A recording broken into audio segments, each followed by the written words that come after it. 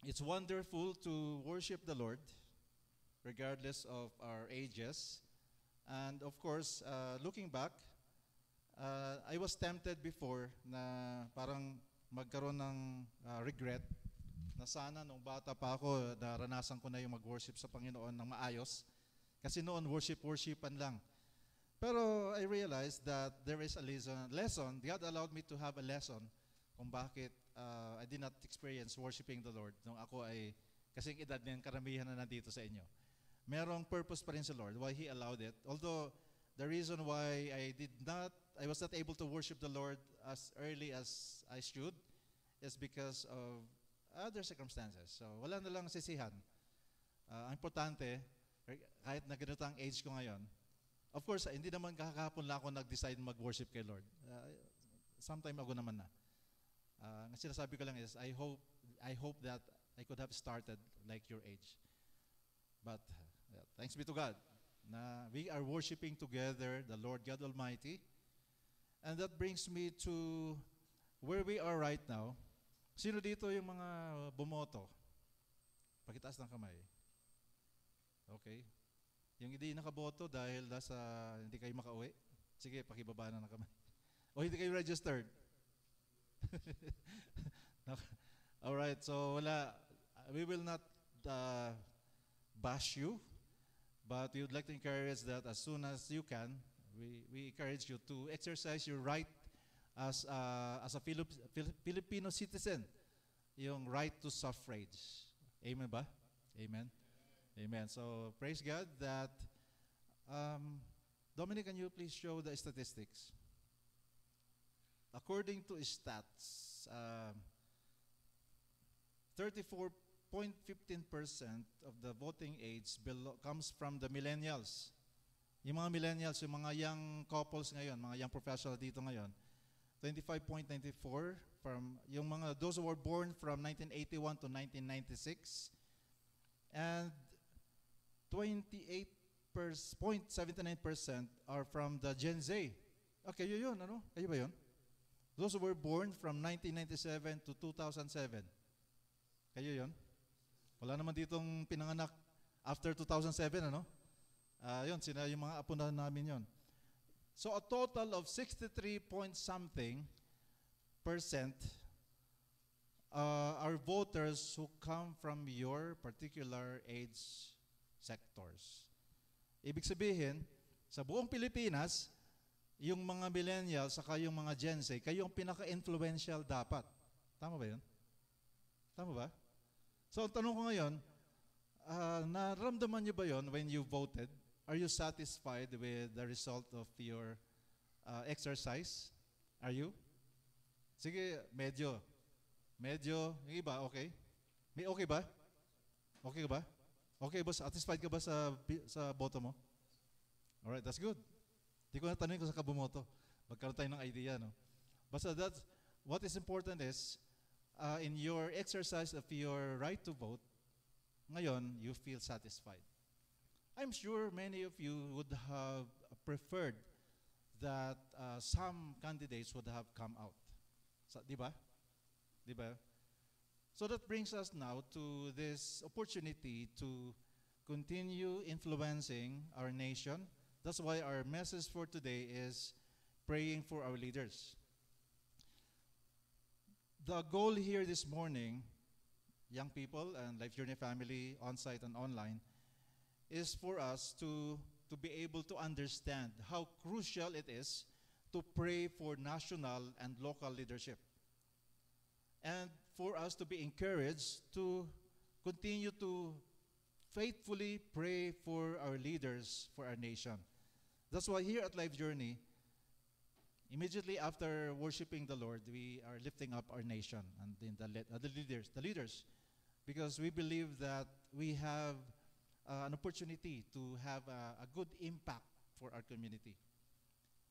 And also, I understand, so allow me to share this. Leadership is a solemn responsibility. While you are actually listening to the sermon, and probably you're thinking this is just for those who are in positions in the government, young people, I'd like you to think about yourselves as well. Because right now, I consider you leaders already. Because the definition for me, the definition of leadership is any time that you influence the thinking and the behavior of other people. So obviously, leadership is at work right now. The very reason why you are here actually, because of leadership. And here right now, as far as UC is concerned, nandito yung platoon leader, ay company commander, and then with the squad leaders, platoon leader, nandito rin. By the way, nandito rin yung vice governor ng student body ng School of Criminal Justice and Public Safety ng UB, si Jonery. So student leaders. And even if you don't hold a title, as long as you are influencing the behavior and thinking of other people, you are exercising leadership. Would you believe that? Okay ba yun? Do you influence the decisions or sometimes the choices of other people around you? Every now and then, di ba? Kahit man lang sa pagmerienda, tara, doon tayo kumain. Pag sumunod sa'yo, ikaw ang leader doon. Pero not necessarily ikaw ang taya, di ba?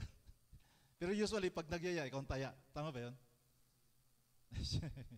Sige. So, that's why, as you are seeing it in the screen, those in positions of authority, whether presidents or secretaries or in Congress or Senate, governors or any local officials like the mayor, even barangay officials, the decisions that they make affects a lot of people. And again, back to you guys, mga estudyante. The decisions that you make will affect your squad, your platoon, your company, your battalion, and even the reputation of UC, of UB, of Pines, of SLU. Tama ba? Medyo nakakagimbal ba sinabi ko? Kasi your decision pala will affect even the reputation of the university you are representing. So this morning, we have to realize that while it is easy to criticize, tama ba? Ang pinaka-default actually ng maraming tao, pag hindi masaya sa kanilang ibinoto or nakaluklok, ay mag-criticize. But this morning, we are reminded that we have an invitation to pray instead for them. So, are we willing to receive the invitation to be a blessing instead of being a curse to our leaders? Amen? And we will be encountering several verses today, but allow me to focus first on one very familiar passage that always encourages us to pray for those in authority. So, in reverence to the Word of God, can I again invite you to please stand up as we read 1 Timothy chapter 2, verses 1 and 2. Let's read. I urge then, first of all, that petitions, prayers, intercession, and thanksgiving be made for all people, for kings and all those in authority, that we may live peaceful and quiet lives in all godliness and holiness. Father, thank you for your word today. Thank you for the word made flesh. Thank you, Holy Spirit, for teaching us today. In Jesus' name, amen. Please be seated once again. Katulad na nasimulan ko na kanina, itong pinaka-recent na national and local election, NLE 2025, is a reminder that leaders need our prayers.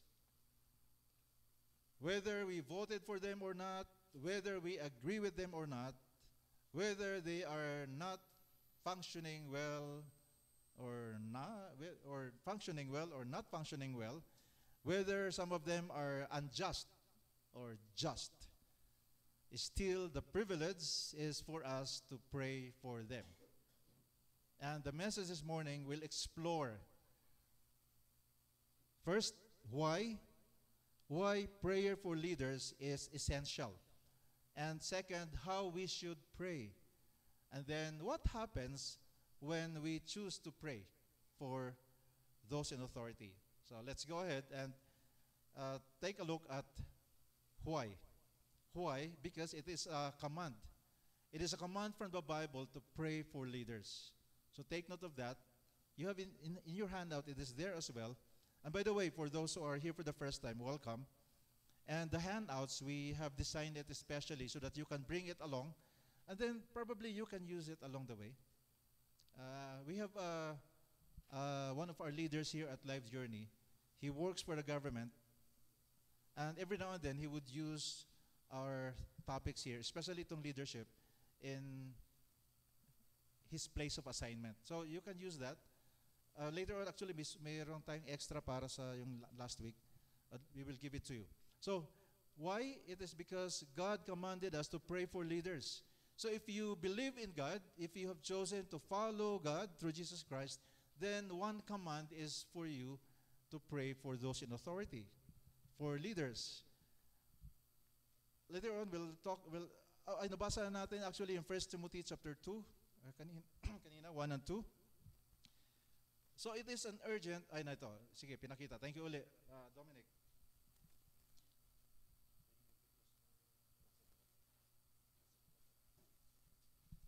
So let's read together. I urge then, first of all, that petitions, prayers, intercessions, and thanksgiving be made for all people. So, by the way, kung nakita nyo, napansin nyo, hindi lang para sa leaders, for all people, and then, nagkaroon ngayon ng specific.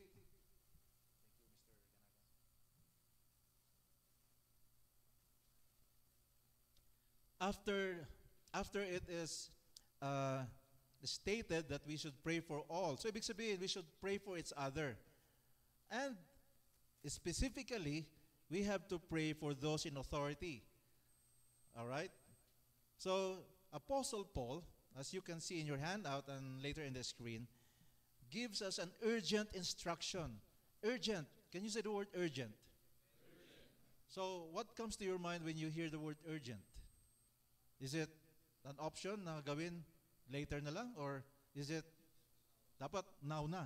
Pag sinabing urgent, it has to be done right away. Parang pag nag-command kayo, di ba? Si company commander, pag nagbigay ng command sa inyo, hindi yun later, di ba? Ngayon na yun. Alright. So, si Paul prioritizes prayer for leaders. So, it's a priority because it is connected. It is connected. If you want, it's something like this. Let me say it this way. If you are after peace in our country, if you're after peace in your community, if you want to see godliness in your country, in your community, then we have to pray. That's why the urgency coming from Apostle Paul. And I believe that because the Holy Spirit made it possible for what Paul wrote to be in the Bible until now, it has something to do with an urgent message for each one of us. So those who are saying that, yes, I believe in God through Jesus Christ, then if there is a clamor, yung sana ang Pilipinas, sana ang bansa namin, sana ang Baguio, sana ang aming bayan ay magkaroon ng kaayusan, sana maayos ang mga tao mamuhay, then meron ka palang role doon. Amen? May role ka pala doon. This is the invitation for us that if we want to see those things to happen, then accordingly, we have to follow the Word of God. So, pakisabi sa katabi mo, kasama ka pala dito. Kasama ka dito. Sa pagbabago ng ating bayan. Kasama ka. Tayo yun. So, the command, take note of this, Life Journey family and friends. It is very significant that when this was written by Paul, the territory where he was in during that time was under the rulership of Rome. Ang mga Romans noon may pagkamayabang. Ang tingin nila, ang kanilang emperor ay may pagka-divine. So, sinakop nila ang maraming lugaran sa mundo, kasama na ang Israel, kasama na ang Greece. Si Apostle Paul, he is a Roman citizen, but ramdam niya yung hindi maayos na pamamalakad ng Empire of Rome. Pero as a Christian, sabi niya, pag-pray natin yung mga authorities, kahit na ganun sila. So siguro nag-isip kayo ngayon, baka yung deserving lang dapat ang ipag-pray. Pero dito, si Apostle Paul, pinakita niya na even those who are not deserving to be prayed for, isama natin sa panalangin. Kasi nga, yung premise doon sa, yung ano doon, condition, nakalagay doon sa first bullet, is we want, asa na yun? Ay, yung kanina yun. Yung kanina. If we want to see things to happen very well in our country, then we have to pray.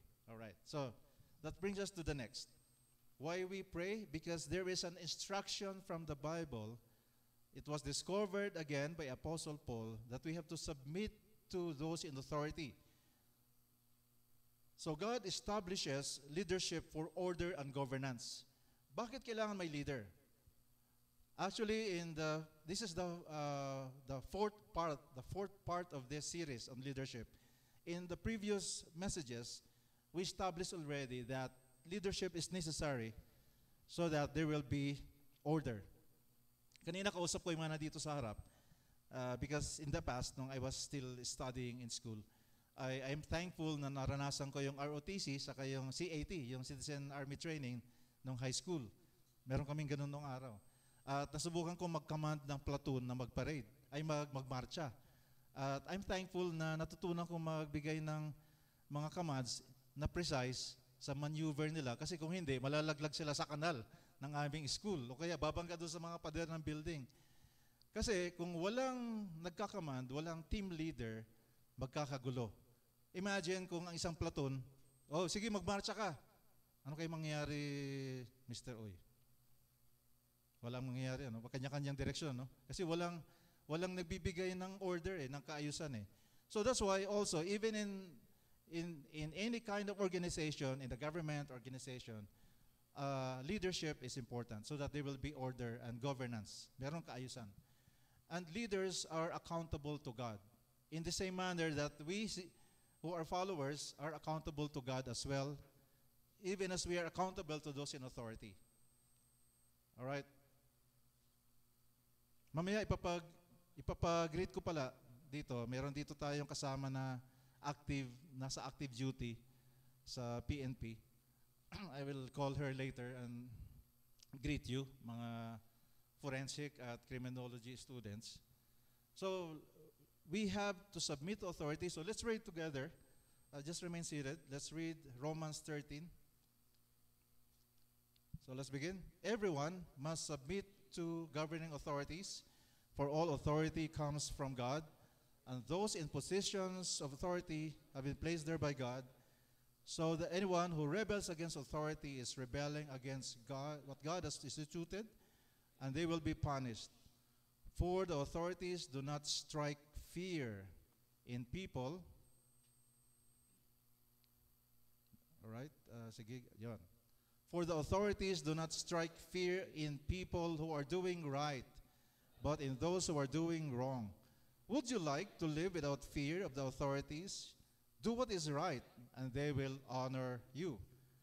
The authorities are God's servants, sent for your good, but if you are doing wrong, of course, you should be afraid, for they have the power to punish you. They are God's servants, sent for the very purpose of punishing those who do what is wrong.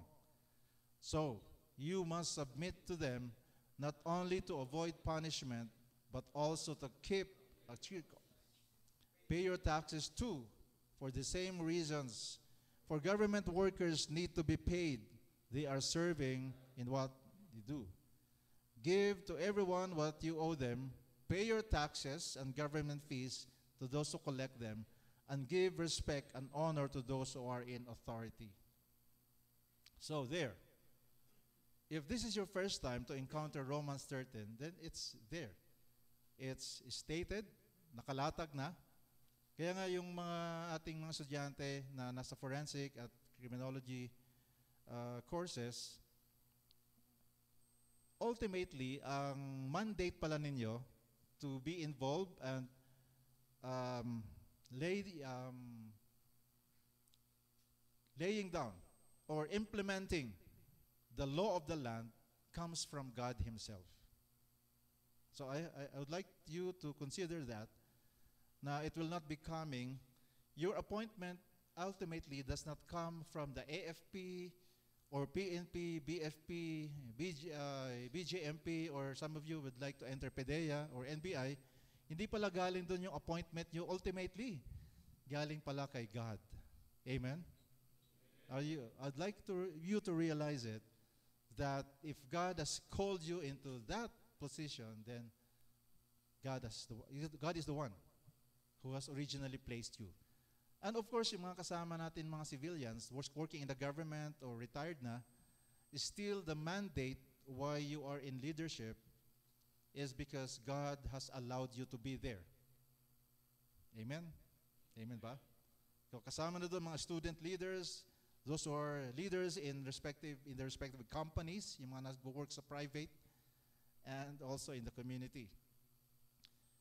Another reason, another part ng why we have to pray is that pag-usapan natin yung prayer over complaints. Sino ba sa atin dito ang hindi nag-complain? Ganito na lang. Sino ba dito sa atin ang nag-complain na? Lahat, kasama na ako doon eh. Pero may good news. May good news ako ngayon. Excuse me. Again, we are accepting the fact that it is easy to criticize leaders, especially if you are a follower. Aminin. Ako, inaamin ko yun eh. It is always tempting to criticize those who are in leadership. That's right. That's a default, natural setting ng isang tao. Pero sabi ko ngayon, may good news. Kasi God is inviting us to do something different. Something different, and it can be actually beneficial to all. Pag-usapan lang natin ng konti. What happens when you begin criticizing a certain leader? Ano ang feelings mo? Negative, no? May galit. Tapos, maya-maya, ang kasunod nun, sana ako na lang naging leader eh. Nangyayari ba yun? Ayun, nag-amen yung policewoman natin. Di ko muna pangalanan, pero may alalos. Di, inaamin yan, lahat tayo. Lalo na, kaya sa una, we are not satisfied with what he or she is doing, and then maya-maya, ba't nga kaya hindi na lang ako? So, anong klaseng, lumalaki ngayon yung negativity sa atin, maya't maya, nagkakasala ka na. Kasi, bottom line yan, para bang ang sinasabi natin, Lord, naisahan ka yata, o kaya nasingitan ka, Lord. Bakit naging leader yan? Siguro, Lord, natulog ka, o kaya baka nakalingat ka, Lord, kaya tuloy na ilagay yon. I realized that many years ago, when I would complain and complain instead of praying for that person, ang lumalabas pala, Lord, parang naisahan ka. Parang humina ka yata, Lord, ng isang araw. Kaya nakapasok yung leader na yon. And that is actually rebellion. We are not complaining against that person. It appears we are complaining against God. Ibig sabihin, we cannot trust God anymore. Does that make sense? Pero I'm not saying na abnormal ka pag you have a tendency to criticize, to complain.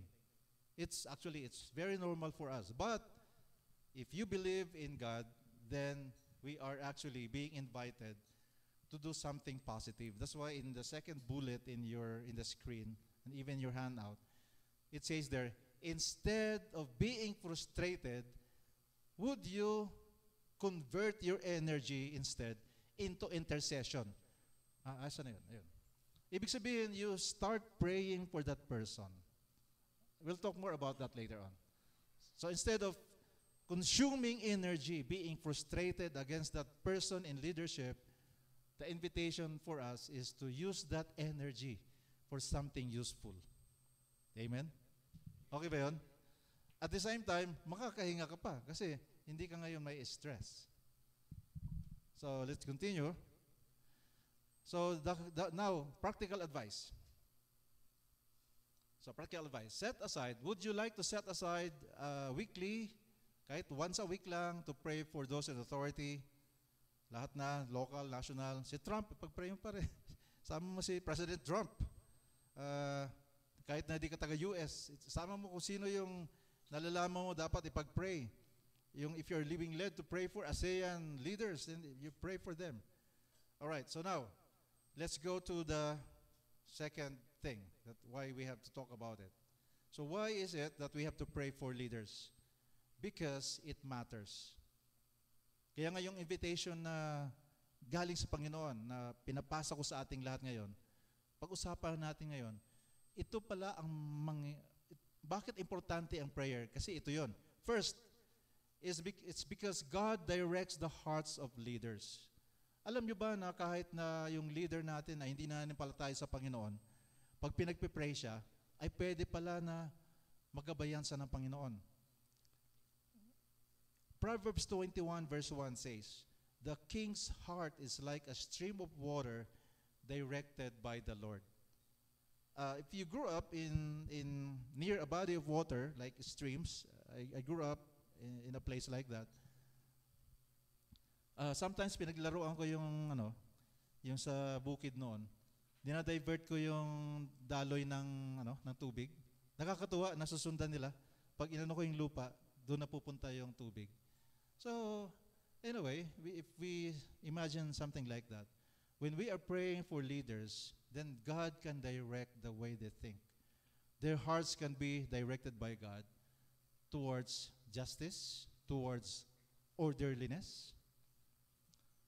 Because God can influence and guide leaders even when they are not aware. So, are you somehow relieved right now? Malaking bagay pala pag pinagpipray namin yung mga leaders namin. So kanina, sa first part, if you have the tendency to complain, now you are having a better understanding when you pray because God can actually direct the thinking and the heart of our leaders. Amen? Of course, kasama to sa campus din, di ba? Hindi naman lahat ng instructors at professors perfect. Katulad nating lahat, di ba? Ako, estudyante rin ako dati. So, alam ko rin na mayroong mga instructors na hindi ko isasali sa favorite ko na instructors. Pero natuto rin ako sa kanila. Amen ba?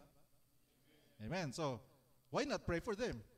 Di ba? Since natututo rin tayo, kahit di natin type yung kanyang style, na kung minsan, si subject na naman ni kung pwede lang, absent si sir at si ma'am.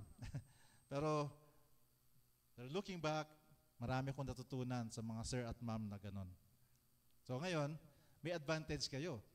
You can pray for them instead. I remember I was mentoring someone who works in the government. Sabi niya, "Pastor, yung aking boss, pagdating pa lang sa opisina, nagmumura na kaagad." So nagsuggest ako, "Would you like to come early to your office?" Open ba yung desk ng boss mo? Sabi niya, "Yes, Pastor." "Would you like to symbolically pray for your boss? Go early to your office and then go to his office and just pray. Diyan sa kanyang desk, sa kanyang upuan. Mag-speak ka ng blessing sa boss mo." After some time, sabi niya, "Pastor, it worked. Hindi na nagmumura. Sa akin, sa iba na lang." They at least nagwo-work kahit man lang sa kanya muna. Sabi ko, mag-pray ka pa para linas ang nagmumura kahit sa iba. It's not a joke. Natawa lang din ako sa sinabi niya, "Pastor, hindi na ako minumura, yung iba na lang." So, ngayon, kaya dagdagan mo yung panalangin na hindi lang ikaw ang makakaranas ng ganyang klaseng ugali. Isama mo na pati lang mga kaopisina mo. So, would you like to try that? for, lahat naman na taga-UC yata, mabait na instructors, di ba? Wag kayo mag-react, baka, okay. By the way, yung second na anak namin, our second son, is a graduate from UC, hindi nga lang cream, pero andito siya ngayon. So, next, why prayer for leaders matters? Because God raises and removes leaders. The basis is in Daniel chapter 2 verse 21. Can we read it? Can you show it please, Dominic? So let's read together. God controls the course of world events. He removes kings and sets up other kings. He gives wisdom to the wise and knowledge to the scholars. All right. Si Lord pala ay merong pakialam sa ating mga leaders. I'd like you to take note that Daniel, when he wrote this, he was under the leadership of very ungodly leaders. In fact, Daniel, who is a Jewish young man, he was taken captive and brought to a place in Babylon. At sila nag-away-away, naging Persia, nagpapalit-palit yung leadership ng time na yon. So he was always reporting to pagan kings, but Daniel, knowing what we are talking about this morning, that prayer can have an impact to leadership, he wrote that for our benefit today. We have to take note that leaders are temporary. I'm not saying na, di bale, matatanggal din yan. Wag naman ganon. Kasi sabi ni Pastor Vio, kinuquote niya sa Bible, temporary daw ang leaders. Kasi pwede rin ang attitude natin, di bale, last term na niya yan eh. Tapusin natin yung term na to, nang nanalo na to. Sa Ilocano, anusan tayo hulaing. Magtiis na lang tayo, pero hindi yun ang panawagan sa atin eh. Yes, temporary yung mga leaders, but we have an opportunity to pray for them. God can actually, although leaders are temporary, we have to remember that God is eternal. Pangmatagalan si God. At ano nangyayari when we pray for leaders? Prayer aligns us with God's plan for leadership transitions.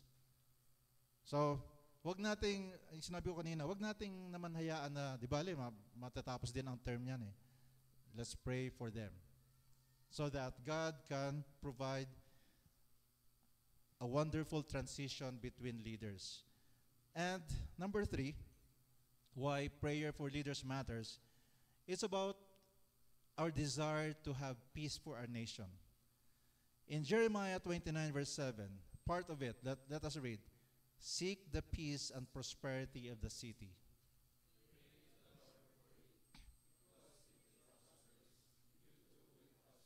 All right, thank you very much. I'd like us to think about this. If you are living in a certain place, then it's not an accident. Katulad ng mga estudyante nandito ngayon, pati rin yung taga Metro Manila, may baka taga Metro Manila tayo nandun.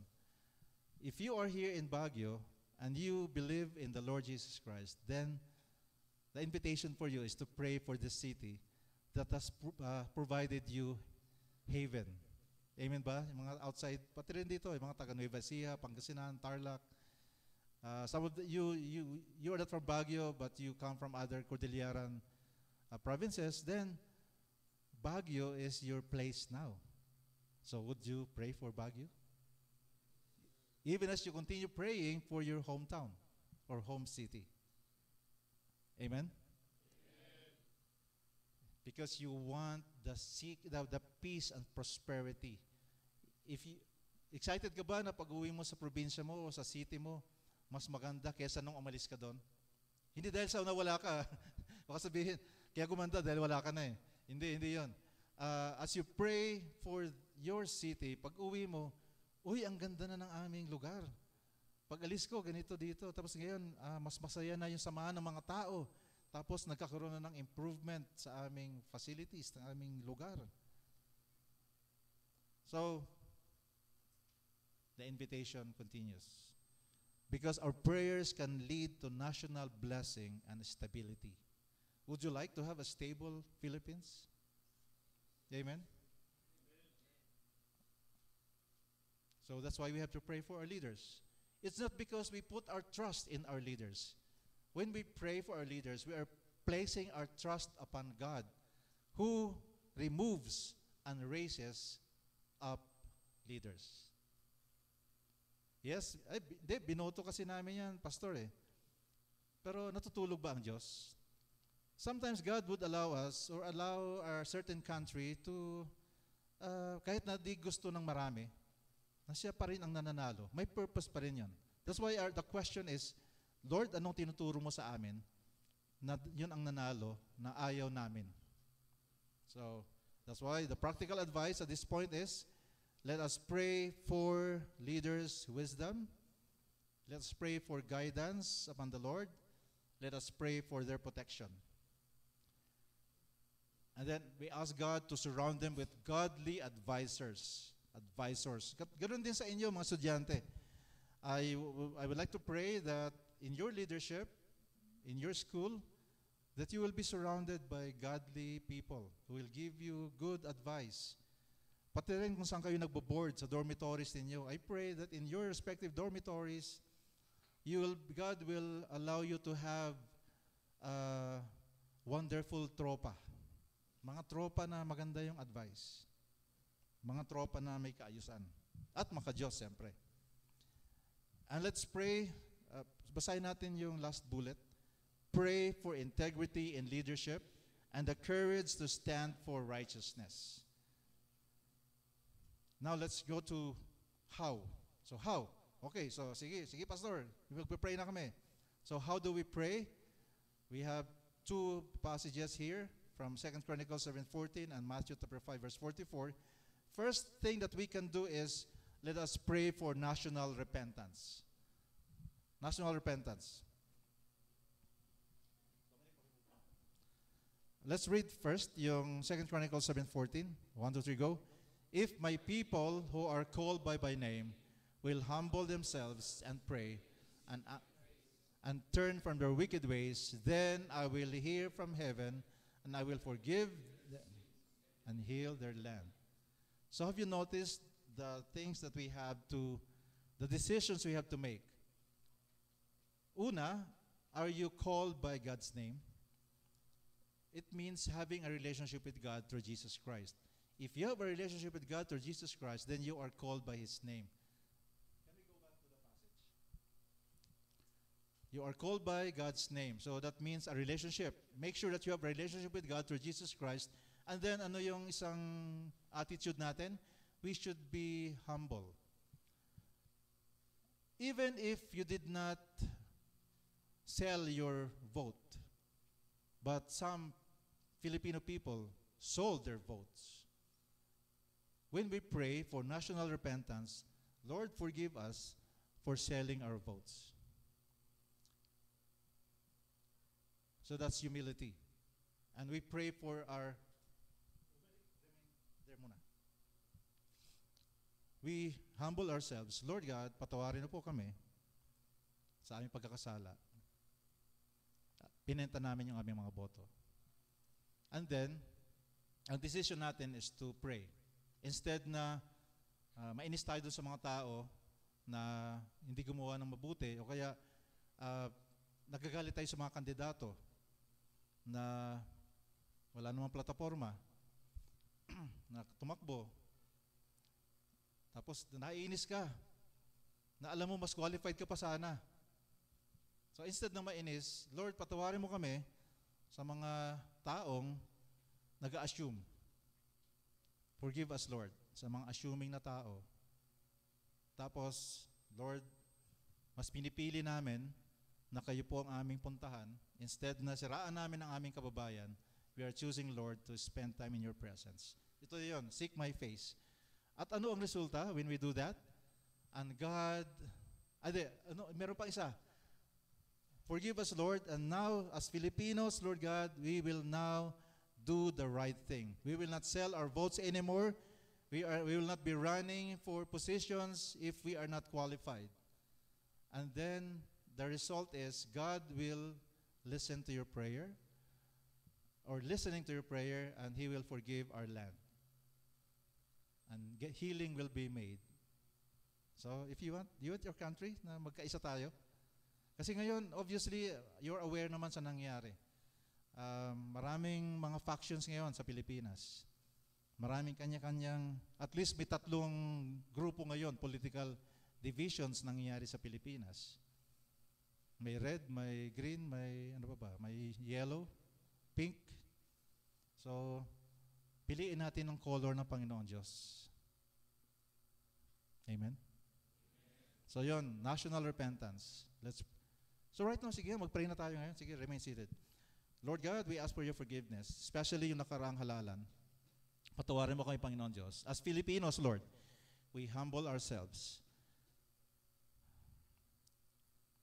Patawarin mo kami, Panginoon Diyos, sa kasalanan ng pagmamayabang, kasalanan, Lord, ng pinili namin na magtiwala sa tao instead na sa inyo, sa pagbenta ng boto, ma-influensya ng mga decision dahil sa mga pangako na meron kami makukuhang personal para sa family o political reason.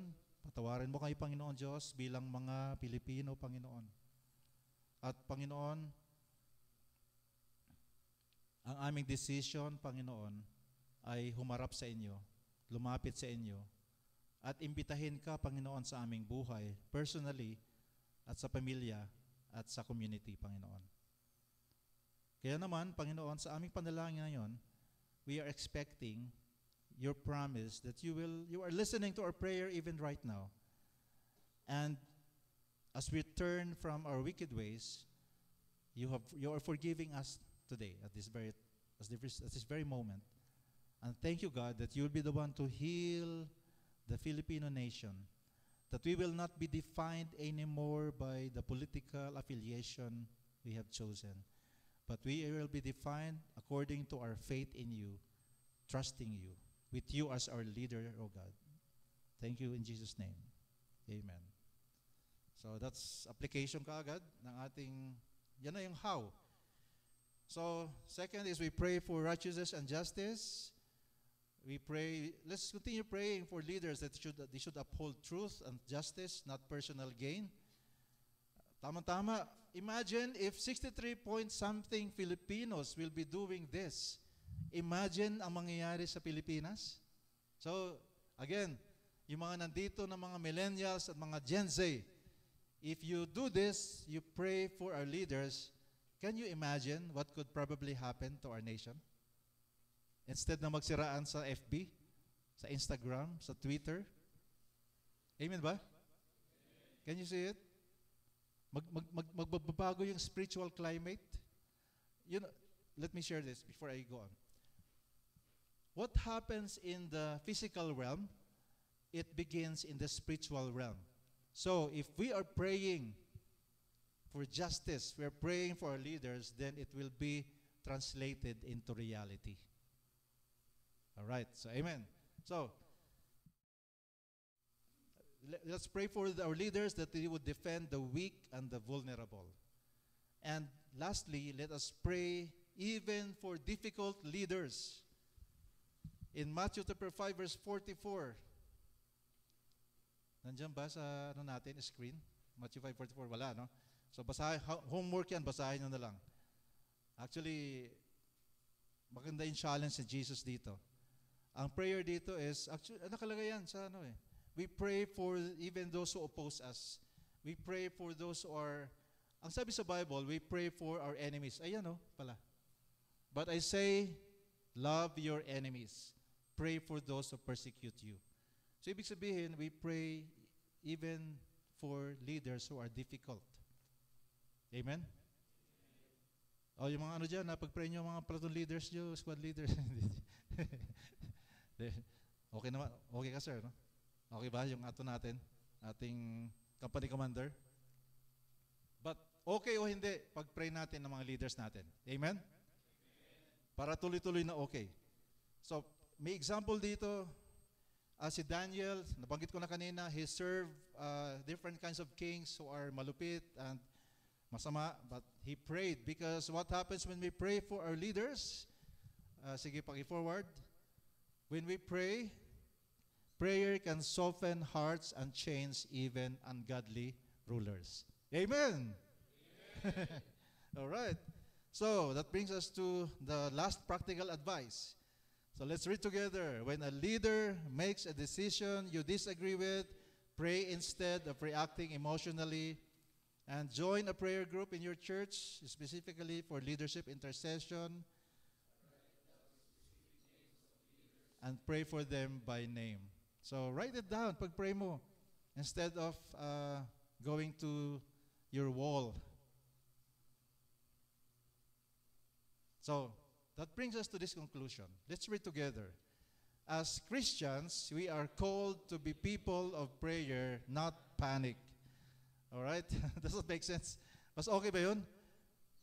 Instead of mag-panic, ako, yung leader namin, dyan na naman. So we pray. And then more.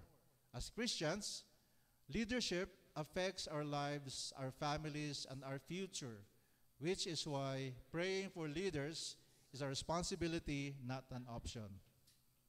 Amen? Pati yung nasa online, amen ba? Amen.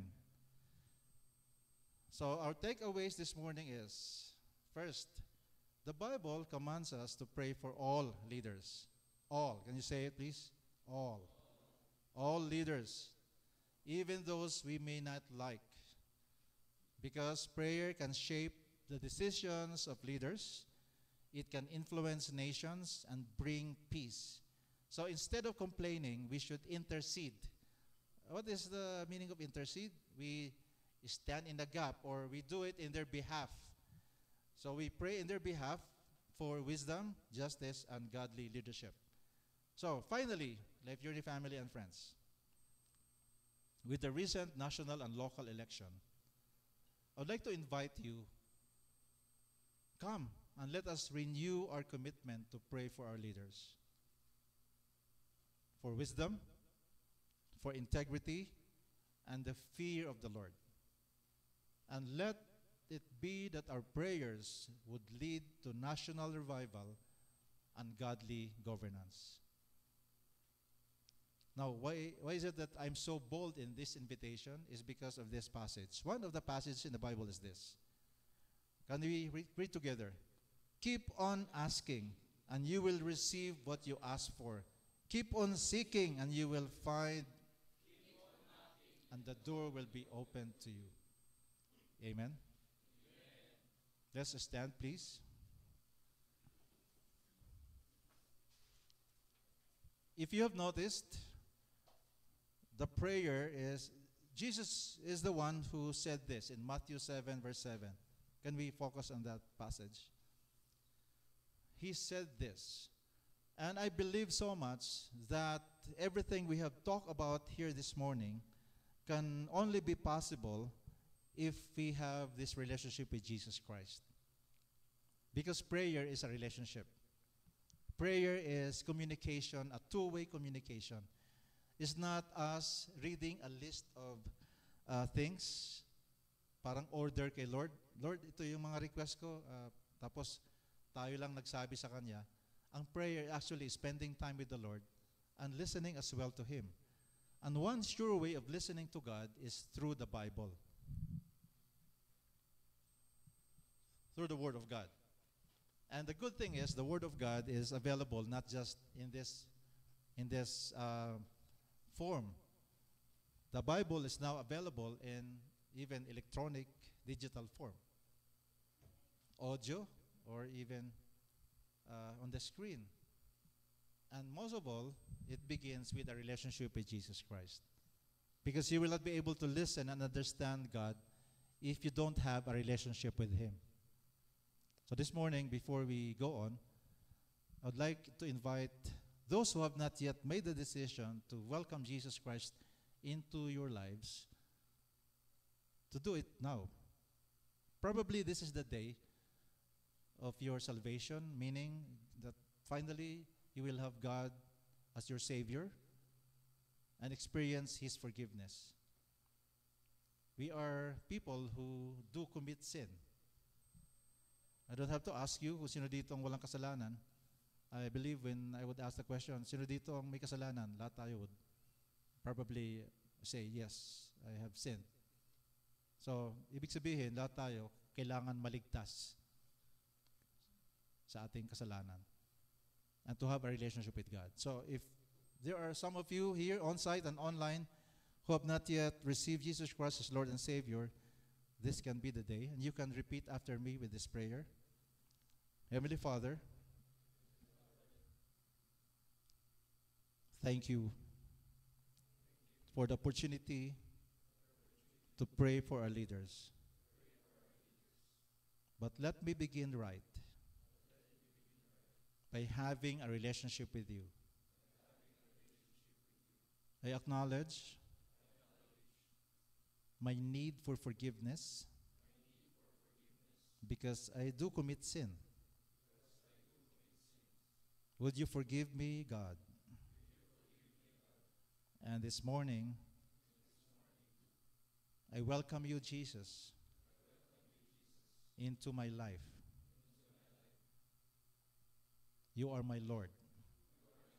You are my Savior. Thank you for dying on the cross and rising up again on the third day, securing a place for me in heaven as I believe you, Jesus. Starting today, Jesus, will you be my Lord and my Savior? Come into my life. Amen. Now let me pray for those who have done that prayer for the first time. Father, thank you, Lord, for the decision that was made today. God, thank you for your promise that anyone who has called your name, Jesus, will be saved. And therefore, we rejoice, O God, for the salvation of those who prayed that prayer today or has made that decision today to take that step of faith in welcoming you. And I pray, Lord God, that starting today, that relationship with you, Lord God, will grow and will flourish, O God, and bear fruit. And for all of us who have been journeying with you, Jesus, for all this time, would you continue, Lord, to empower us so that we will be able, Lord God, to be good leaders or good influence to the people around us. Thank you, Father, in Jesus' name. Amen.